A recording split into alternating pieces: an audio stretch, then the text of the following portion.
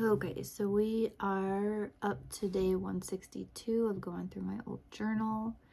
The quote for today says, "The only interesting answers are those that destroy the questions."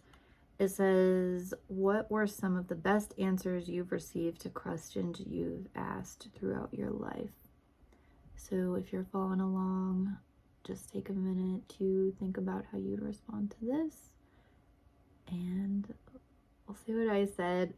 This seems like a hard one, actually. Just if I were to have to answer it off the top of my head right now.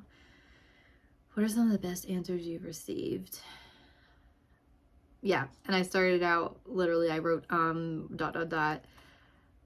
Yeah, I said, I literally have no idea how to answer this. I have a terrible memory, especially when asked to recall specific information. I'm having trouble even thinking of any good questions. And I have no idea how an answer to a question could destroy a question. I said the fact that it's in this book. Okay, so basically I was just stalling because I didn't know how to answer it. I said the fact that it's in this book leads me to believe that there are some obvious examples that I'm probably overlooking, but I can't think of any. An answer that destroys the question. I'm sure there are probably thousands of good answers to questions that I've heard throughout my life, but none come to mind. In general, I feel like most questions require complex answers to be fully addressed. Even simple questions are rarely resolved with a simple answer because there are so many different ways to look at things. So, I don't know. I said maybe I don't know would be an example. I feel like this could answer a lot of questions, but isn't used enough. Okay, so I think by the end I came around at something. But yeah, I agree. I think too many people are too afraid to say I don't know as an answer to a question that they don't know, and instead they just want to say something just to have an answer. So I think I don't know is something that more people should be comfortable saying to questions. I will say the first time I experienced like that in a way that I kind of like respected was I had a teacher in undergrad, and she was kind of a young teacher. She was a new teacher, professor. And so usually, in class, when students would ask her questions, if she didn't know the answer, she didn't just like try to come up with something. Like sometimes she would be like, in some cases she'd be like, well, maybe this, but like there were several cases that she would be like, I don't have an answer to that, but I will look into it after class and get back to you next class. And what I respected about that was she wasn't just saying that. Like, if someone asked her a question that she didn't know the answer to, she would go look up the answer and then come back, and first thing the next class, she would be like, okay, so I looked into, that question you asked, and here's what I came up with. So I always respected that, and I related to that so much because I always felt like, I don't want to look stupid by not having an answer to things because, basically for a lot of my life, my personality was kind of built around being intelligent because that was what everybody, always told me, like, oh, you're smart. And even though I never really felt that way, like I kind of felt like I had to live up to that. So I didn't like not knowing the answers to things. But that kind of made it be like, okay, it's okay to not know the answer, and it's okay to, say I don't know and then go try to find the answer. And also, like, as I'm getting older, like, we had one class where we had to do a debate.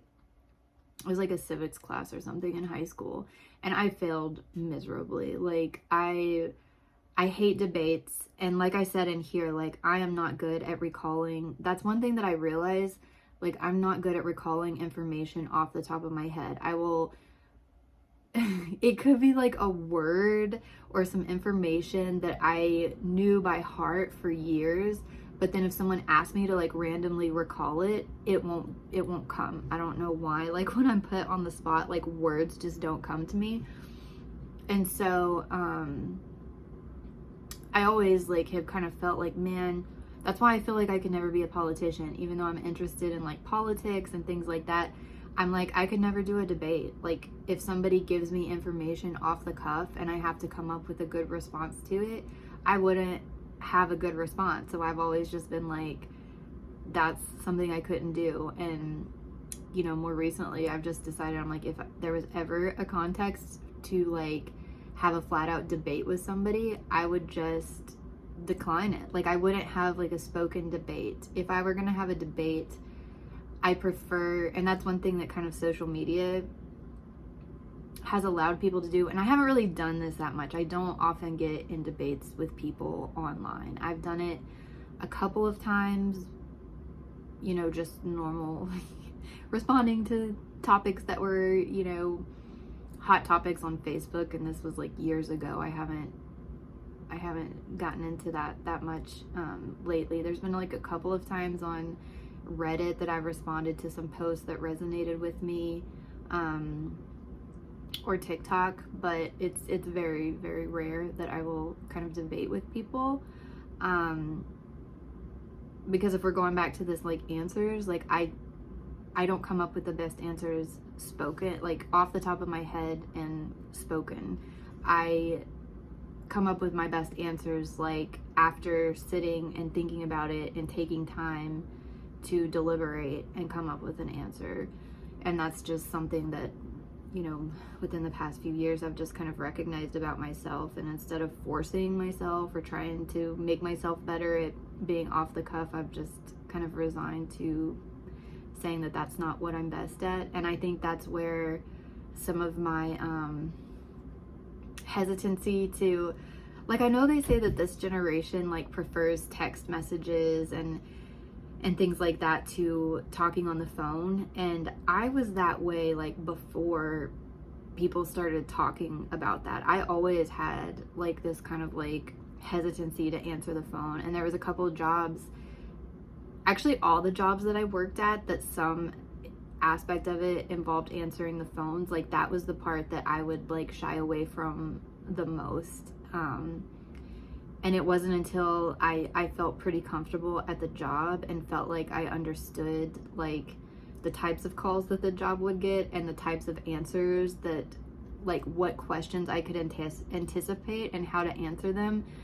It wasn't till that point that I was comfortable using the phone. So like I worked, anyway, I don't want to get into the jobs, but it was just that. So say I worked at a hospital, in a pharmacy for a while, and as a pharmacy tech, and you know, you'd have to take calls from nurses and things like that while the pharmacists were working. And you know, like my first month or two there, I was so nervous to take calls because I was still trying to learn like everything. And I, you know, if I would get a random call and I didn't know what the answer was, I would get so much stress and anxiety, and I hated answering the phones.